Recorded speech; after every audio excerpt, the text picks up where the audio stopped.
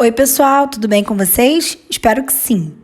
Na nossa aula de Ciências Sociais hoje, vamos falar um pouco sobre racionalismo e empirismo, dois métodos diferenciados que filósofos modernos encontraram para tentar alcançar o conhecimento verdadeiro. Mas antes de entrar nas diferenças entre racionalismo e empirismo, vamos abordar a relação entre o sujeito e o objeto que está sendo estudado. Dessa forma, o conhecimento vai se estabelecer entre uma relação existente entre o sujeito cognoscente e o objeto cognoscível. Mas o que esses nomes estranhos querem dizer efetivamente? O sujeito cognoscente é aquele que conhece algo, enquanto o objeto cognoscível é aquele que se torna conhecido. Em linhas gerais, não faria sentido existir conhecimento se não existisse alguém querendo conhecer alguma coisa e alguma coisa precisando ser conhecida.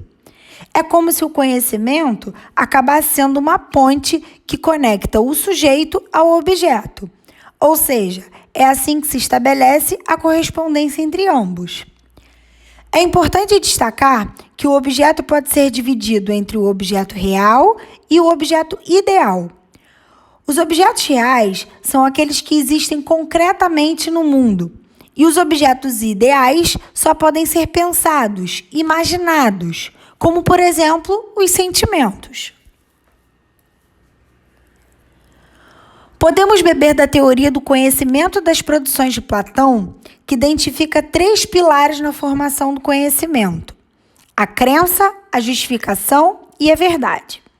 Sendo assim, um objeto só é conhecido quando há algo que justifique e o torne verdade. Para Platão, a crença, apesar de ser necessária, não pode ser a base do conhecimento, o que significa que não há como saber alguma coisa sobre um objeto que não se acredite que seja verdade. Não faz sentido defender um conhecimento no qual não se acredita, certo? E é aí que entra o pulo do gato. Apesar dessa crença, na verdade, ser importante, ela precisa ser justificada para que finalmente essa ideia tome forma de conhecimento verdadeiro. Podemos usar um exemplo. Você sente um enjoo e a sua avó te receita um chá de boldo. Por outro lado, se você fosse ao médico, ele receitaria um remédio com Plasil. Ambos têm intenção de te curar. Logo, os dois acreditam realmente na eficácia de suas propostas de cura. Mas o que vai validar como conhecimento um e o outro não é a capacidade que o médico tem de justificar por um método o princípio ativo do remédio que irá te curar, coisa que provavelmente sua avó não saberá, alegando que é um conhecimento tradicional passado de geração em geração. E quanto às crenças que são amparadas em verdades falsas, elas existem? Claro que elas existem, né, gente?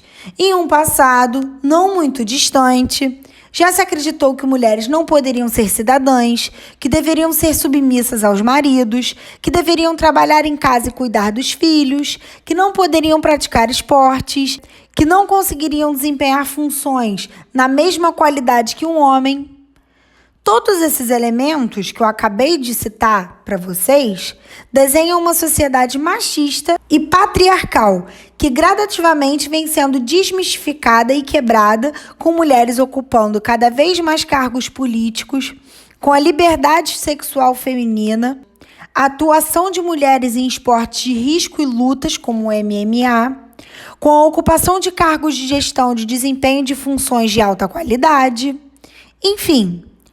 Por esse motivo, precisamos que o conhecimento seja amparado em uma justificativa racional, para que ele não se estabeleça sob bases fracas ou seja utilizado de forma perversa para subjugar ou oprimir o desenvolvimento de parte da sociedade em prol dos interesses de um grupo específico. Assim, gente, podemos diferenciar a fonte do conhecimento em 2 vertentes gerais: a racionalista e a empirista.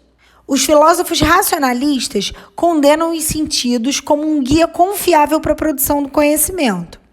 Para eles, nossos sentidos são limitados e acabam deixando vulneráveis a enganos e ilusões, já que se tivéssemos outros sentidos, nosso acesso ao mundo também seria diferente. Um exemplo disso é quando enxergamos uma superfície a olho nu e depois com um microscópio. O microscópio permite que nós tenhamos acesso a uma quantidade de informações, como bactérias e seres vivos minúsculos, que não são possíveis de serem vistos a olhos nus. Como consequência, esse recurso altera completamente nosso acesso visual ao mundo. Um outro exemplo é o movimento do Sol em relação à Terra. Se fôssemos acreditar no que nossos olhos veem, acreditaríamos que o Sol está se movimentando em relação à Terra, e não o contrário. Dessa forma, o racionalismo ou inatismo, como também pode ser chamado, compreende que a única forma de acesso ao conhecimento verdadeiro é a razão. Um outro ponto importante do racionalismo é o conhecimento a priorístico, ou seja, o conhecimento é anterior à experiência dos sentidos, já estando ele contido no intelecto humano, precisando apenas ser aflorado de forma adequada. E, dessa forma, apesar dos sentidos não serem a base, eles podem ajudar desempenhando uma função complementar na consolidação do saber. Já os filósofos empiristas, eles defendem o contrário, alegando que o conhecimento começa com a experiência dos sentidos, a partir das sensações que se reúnem e formam uma percepção de um objeto. Para o empirismo, não há ideias inatas ou saber a priori, já que para ele só podemos conhecer o mundo a partir do momento que desenvolvemos nossos sentidos. Sendo assim, o conhecimento só existe depois da experiência. Dessa forma, gente, os empiristas defendem que nascemos com a racionalidade que transforma sensações em ideias, noções e conceitos que permitem explicar a realidade. Então é isso, galera. Chegamos ao final de mais uma aula de Ciências Sociais. Espero vocês na próxima. Se cuidem, um beijão.